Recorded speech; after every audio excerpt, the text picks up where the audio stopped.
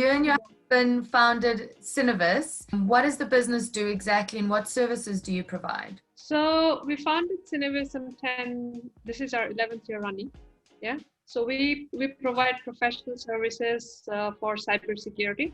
Yeah. And when I say professional services, we do solution implementation and consulting services around the risk management and cybersecurity, how to handle that, how to manage it. And so basically helping organizations be as safe as they can be. Also wanted to ask you, there's been this boom now with cybersecurity, but you've always been in technical positions. How did you find yourself becoming involved in cybersecurity, and why do you think that it's important? Okay, so cybersecurity, it's a very vague term, okay, and it can mean anything to everybody basically. Okay, so it applies right from my help at home up to the CEO of a Fortune 100 or the Fortune top 5 companies maybe, but it will mean very differently for all those different kinds of people. Now, yes, I started my career into core technology stuff. Okay, so I started my career in the network operating center of an internet service provider back in India. And then I kind of started getting exposed into all the different devices that were hosted in the data center. And just being a curious mind, I used to keep asking, okay, what does this box do and what does that box do? So it kind of started from there, because as a fresh graduate, it was all black box or a blue box to me.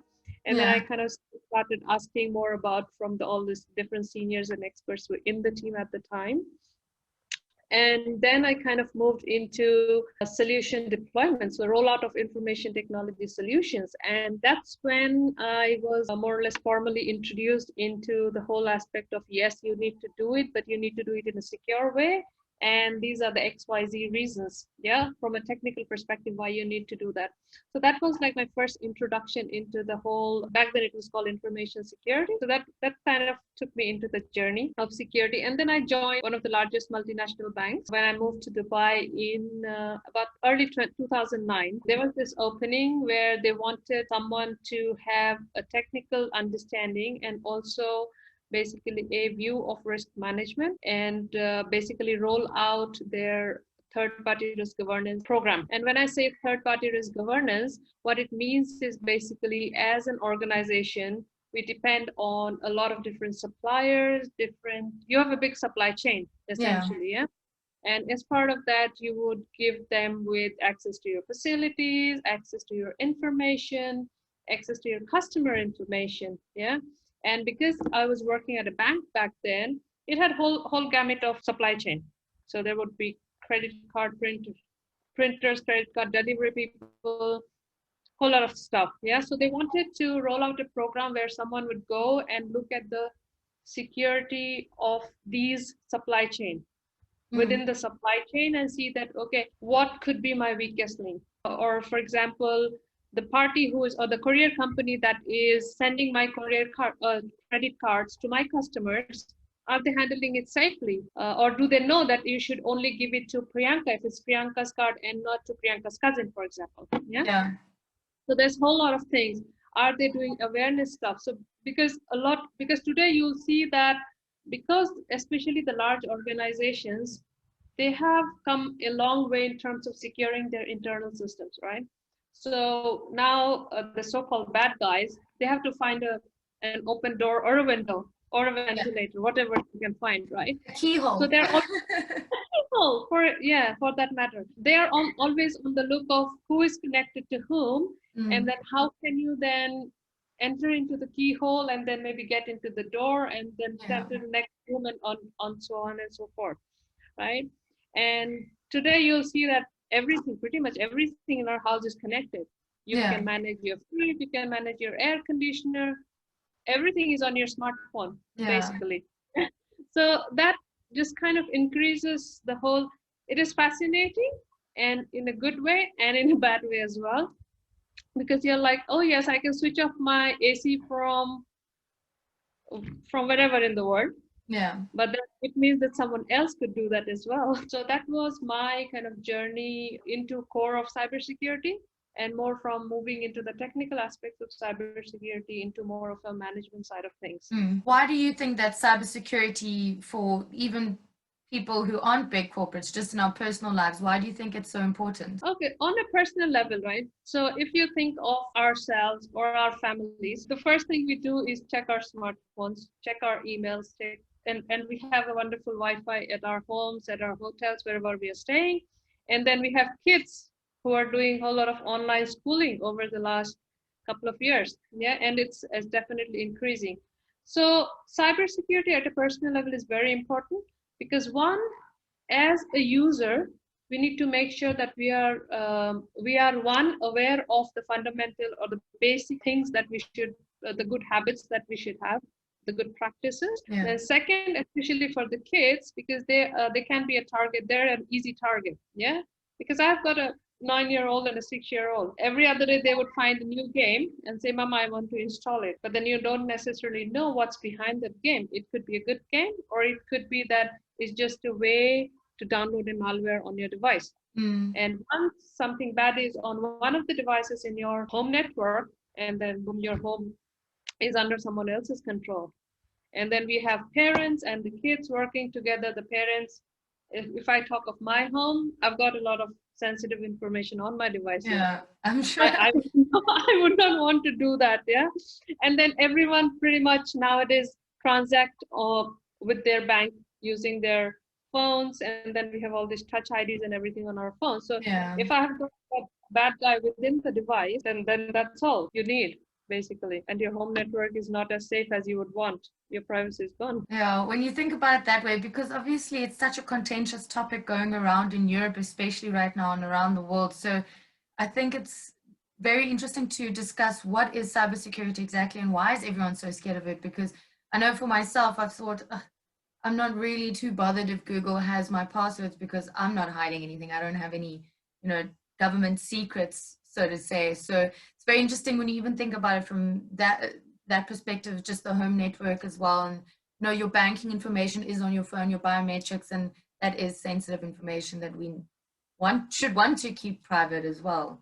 Yes, it's just at a personal level, it's to do with your privacy, and then definitely that you don't fall to all the different fraudulent ads and lovely stuff that you have. Because I've got a lot of friends who often fall prey because we all love online shopping, and there's a new online shopping site every other day. Yeah, and all they need is just one order from you, and then boom, they're into your bank account. Also, online shopping has exploded. So how do you know if it's a reputable site or not? If it's maybe just a new pop-up store that's come up or something, just a new store established? Yeah, so I think it becomes slightly difficult for a normal user, especially in the age where you have a lot of, like you said, the pop-up shops and Facebook shop or the Instagram marketplace and stuff like that. They're a very good way of doing business. If I think from a business perspective, but if I think from a normal user perspective, that's kind of the weakness that the bad guys try to take advantage of. So there are a couple of basic things that we should do before like just going ahead and placing an order on any of these marketplaces or pop-up shops or whatever link you get. That Facebook page or the Instagram marketplace, it gives you like a link to the website. Then instead of going through that link, I would say that go to Google and search about that and go through that link. Yeah, one is that, and or open it as a separate window, not from your Instagram or from your Facebook. It's convenient, but it's just a small like spend another minute and be safer than being sorry later. Yeah, so that's one basic thing you could do. Then again, on Facebook and stuff, do look for the reviews on as many social media as you can. Do some basic hygiene check on those portals or the places that you're going to order for. Then I think once you've done some basic level of due diligence, you should be okay. And always start with a small order. Don't go with a big order. Yeah, don't go with the $1,000 spend. Oh yes, definitely not. And if there's like a WhatsApp number or there's a contact number on that, always try to validate by contact. That's actually such a good tip. I would have never even thought of just trying to call or WhatsApp them and say, hey, how do we, just ask a random question just to get some response. It's actually a really good tactic. So ask them about some of the basic stuff. So if it's a legitimate shop, then they would have thought that, if my order goes wrong, how will I handle it? I know that yourself and Heidi, who I've previously had on the podcast, are very vocal about getting more women involved in cybersecurity and how companies can recruit more. So just want to ask, why do you think it's also important to have more women in the field of cybersecurity? And what kind of tips do you have to encourage more women to come into the cybersecurity space? For that, I think the number one driver of cybersecurity is digital transformation. Every other business is going digital, right? You'll see even the big shops, they're closing their physical shops and going online. And as women, we are the number one users of technology because we just don't have enough time. People Consumer say that, market is dominated yeah, by women. Yeah. yes. So the consumer market is dominated by women because yes, one, we have our own likes and dislikes, then we have got our family. I want to shop for my husband and my mom and dad and whoever else in in the whole world, right? So that's one. So being the primary users of it, I think we understand mm, how it affects and how it impacts. So we are very clever in terms of seeing the risks and understanding how it may impact the user. So one is that, and second is because inherently I think we women come with like a woman is a mother or not, but we Mm. have that instinct. We sense risk first. Yeah. Yeah. So from that perspective, we have a sense that okay, these are the places that where I can be cheated on, where someone can get harmed. So we Mm. say that okay, so the first point is identify where you can go wrong or where you can get hurt. So if you put that analogy into the whole world of digital transformation, that just does wonders. And this is something that I actually live and dream with. That's my daily life. Yeah. So because when I started my career some 16, 17 years ago, I've always started as the only woman in the team. And now I see that you have more and more women in the team. And it does make a difference because then you have got the male side of their thoughts, and then Mm. you've got the female side of the thoughts, and then when you put them together, it causes wonders. That's one of the reasons. Yeah, that balances everything out. And it's not like, who will use that? Mm. Because maybe you've not thought of that. But yes, Yeah. because the way I see technology versus how my husband sees the technology is very different. Yeah. He just sees the functional stuff like boom, boom, boom, it works. And I'm like, no, but how do I find that link? It's not easy to use. So I see all of that different stuff, the ease of use, if it's storing my password, if it's doing all of these different things, who's the target. So I see a whole lot of the other stuff that probably my husband wouldn't look at if even if we are working on the same solution. And if we scale that to the larger organizations, it's just magic, I think. And for women who want to come into cybersecurity, what tips do you have for them, how they can sort of break into that field? Okay, number one tip, even if you don't know computers, go for it. Because the world of cybersecurity is huge. You have legal, lawyers are welcome because there's a whole lot of cybersecurity regulations and laws that I would not understand as someone coming from a management or a technical background. So we need a whole lot of good cybersecurity lawyers. We need good insurance people who understand the world of insurances and how to manage that. We know we need a good amount of people who are very good at talking, good with their words, good with their writing, because I think one of the key things in cybersecurity is being able to relay the message. If I cannot tell you what I mean, then as a user, what on earth are you going to do? Because you'll be like, okay, I don't care what you're saying, or I don't understand. So you need a whole lot of like, if even if you're good with marketing stuff, do try it because you can make a difference.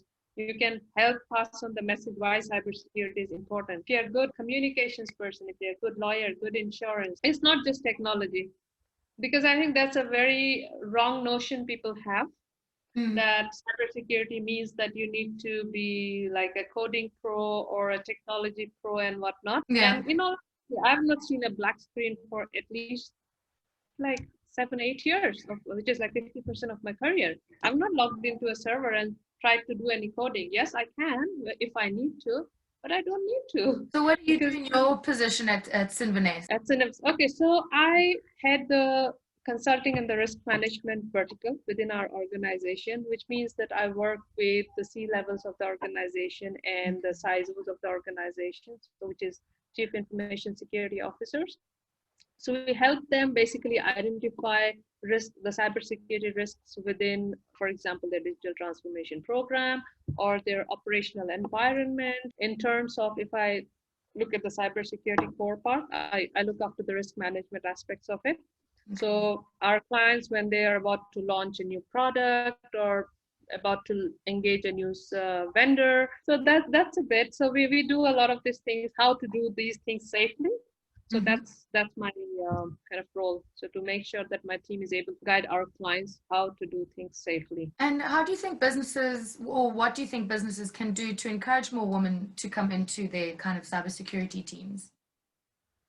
Okay, so couple of things that I practice, and I think that's something that I have seen working within organizations. Is one is the flexible working mechanism. Yeah, Mhm. uh, because especially, I mean, when you're young, you just have to deal with yourself, so life is easier. Yeah. I know exactly what you mean. But as you grow in your life and you have partners and you think about your family and you get married and then have kids, your life starts becoming more and more complex, and you have people depending on you for a lot of different things. Yeah. And definitely your social circle also increases whether you get married and family or not. Yeah. But as you grow in your career, your social circle increases, and definitely all those take up time. So as women, we always prefer to have flexible time. I don't want to say that, yes, I will wash laundry at 7 o'clock in the morning. I want to have the flexibility to wash it whenever in the day I want or I can. So that applies as well to the work. So definitely flexible working. And the other thing is not putting your subconscious bias, because as men or as a society, I think a lot of people think that, oh, she cannot work in at night because she'll have to take care of her family, or she would not be able to, she would not want to do it. I think Yeah. that's what they think. But then you have to give chance to ask the person whether they can or they want to. Yeah.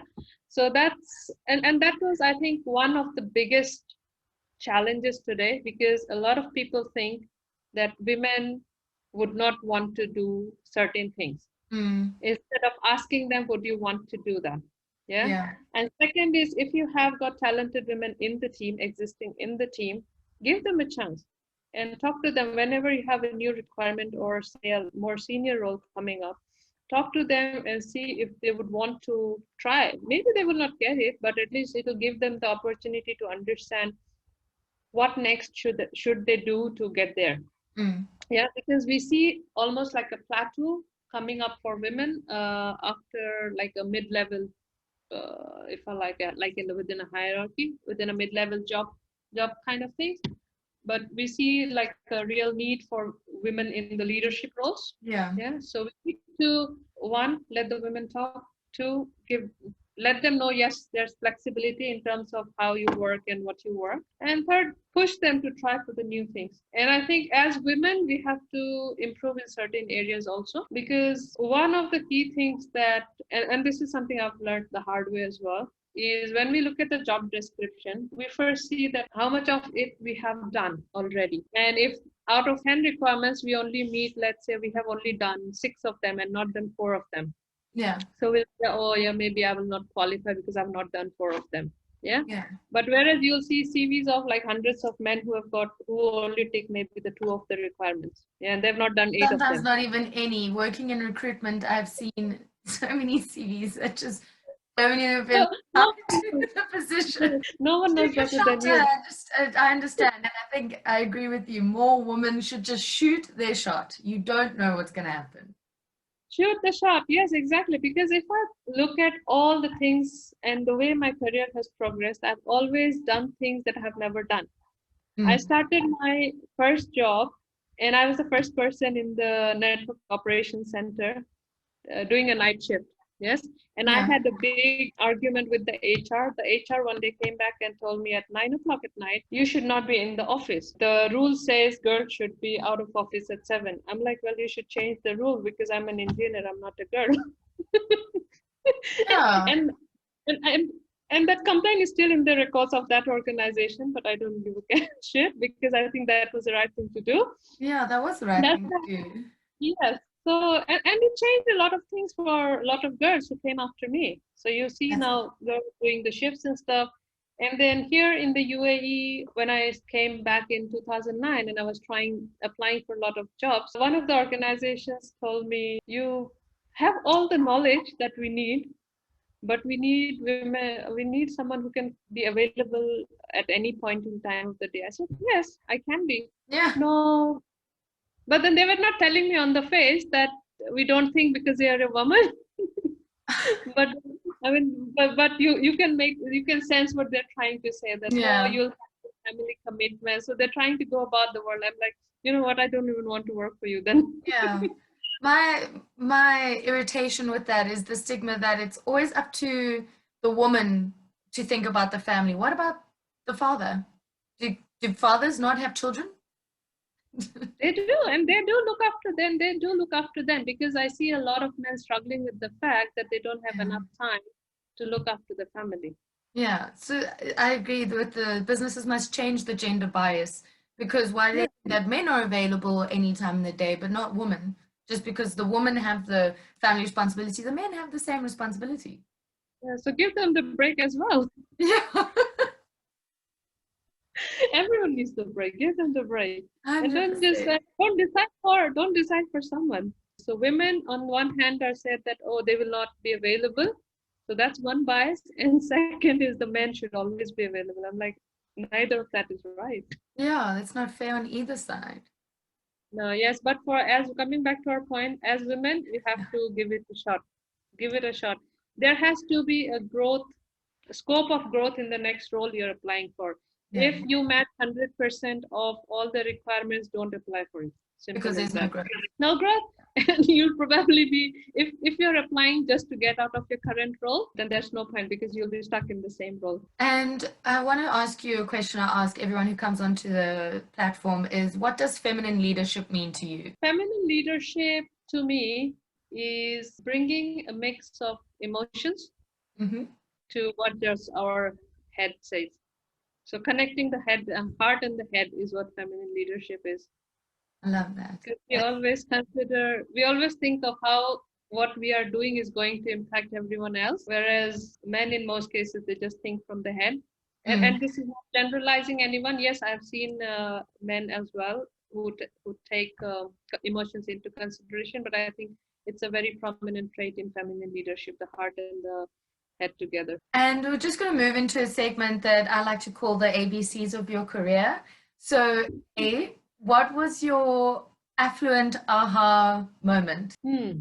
Absolute aha moment. Oh. Okay, so this was an unexpected appreciation on one of the customer calls because we all went in thinking we will be shouted at, and yes, we were shouted at. But then midway through that, it was just a random appreciation coming in that yes, all of you guys are doing that, but look at Priyanka, the difference she makes on this program.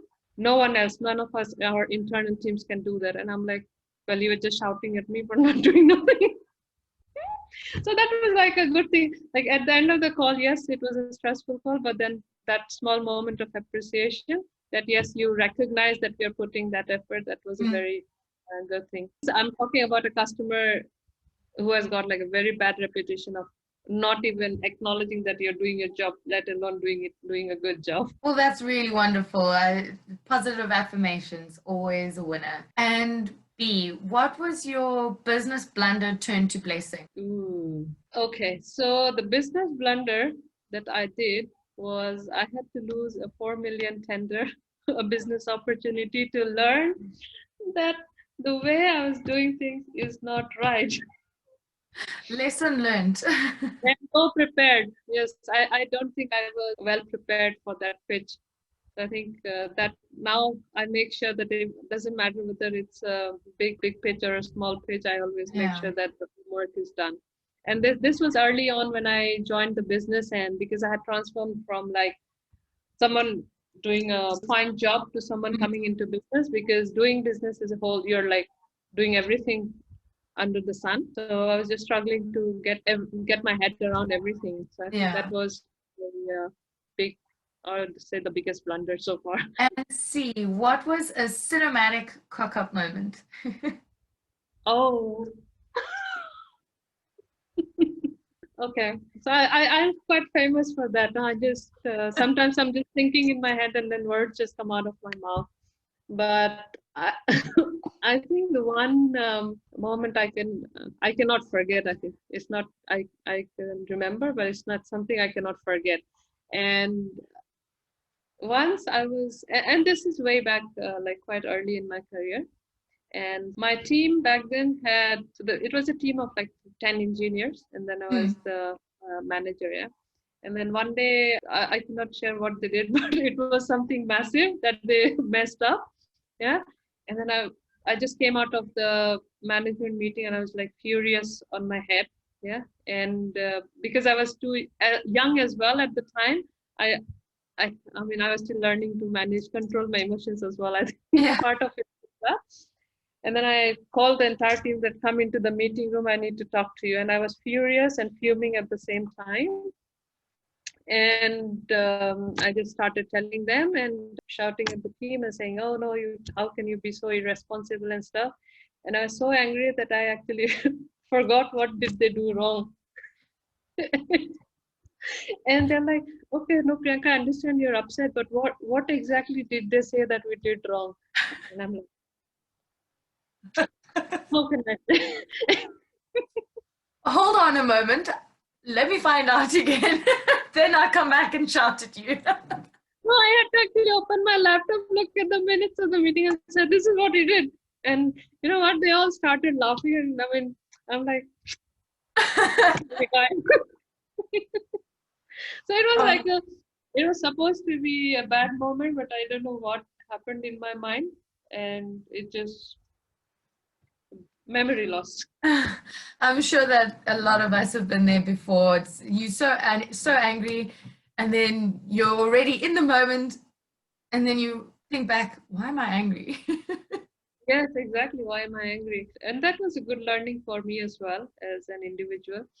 So Mm. now, when every time there's an issue, and there's always an issue, I try to make sure that I always start with the problem statement and not kind of mix everything up so that and make a fool of myself. So we're gonna come towards the end of the interview now, which I call the quick fires, which is the quick fire questions. So just Oh, the first thing that comes to your mind. So morning or evening, morning, coffee or tea? coffee, One thing in your daily routine or ritual that you couldn't live without. breakfast. Two books that changed your life or that you highly Uh, recommend. okay, so two books that changed my life is one is leading from the middle. So, because it talks about how without having a manager or a team lead title, you can still lead and you can help those not below, but those are still new as compared to what your role is. Yeah. Yeah. And you can also help with your inputs and feedbacks and stuff with your towards your senior management so that it helps them also gain a sight of what's happening on the ground and also kind of help them maybe make a decision because yes, even senior management, they have their own moments where they have ideas in their mind but they don't necessarily fully understand one, the impact of their decision, or two, what could work, what could not work. So definitely, I mean, if you can channel your knowledge and energy towards both sides of your hierarchy, then that can definitely add a lot of value to that. Yeah, and the other bit is more on a personal level. Yeah, the Rich Dad Poor Dad, and I Okay. think someone very young should definitely read that.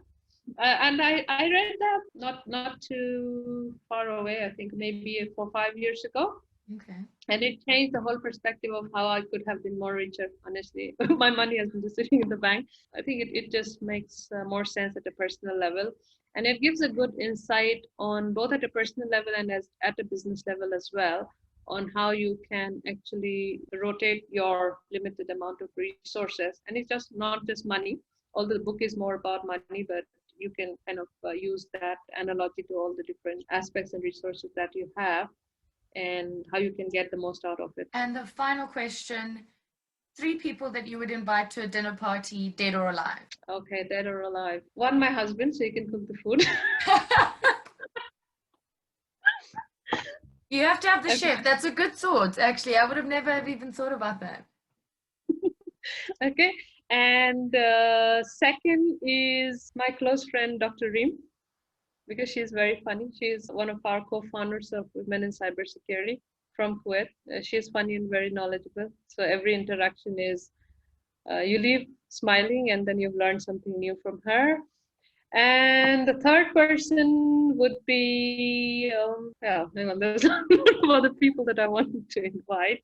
But I think the third person would be my best friend Pooja, because then I can just talk about anything nonsense under the sun, and then she would have an advice for me. I love that. Awesome. Thank you so much, Priyanka, for taking the time to sit with me and have this interview. I really appreciate it. Hopefully, we encourage some more blooming cybersecurity enthusiasts from more, I mean, women in cybersecurity enthusiasts to come into the space. Yes, no, and I think the girls these days they are more adventurous. I think they are more accepting of the fact that yes, we can give it a try. You don't always have to succeed. I mean, Yeah. definitely no one succeeds 100% of the time. So I think girls are becoming more accepting of the fact, and especially some of the countries, especially within the Gulf. So South, for example, Saudi Arabia, it's leading the pack. I think with a number of different opportunities and education programs specifically for cybersecurity, women in cybersecurity. So I think as we see a lot of these things coming up, and as we create more platforms for women to come forward, I think in time we'll see the balance kind of meet up. Thank you so much again. I hope you have a great day. No, no, thank you so much. Thank you so much. And thank you for doing the good job, because your channel, I've seen, watched all those things, and you focus on some very, very important topics Oh, that are thank you. very close to my heart as well.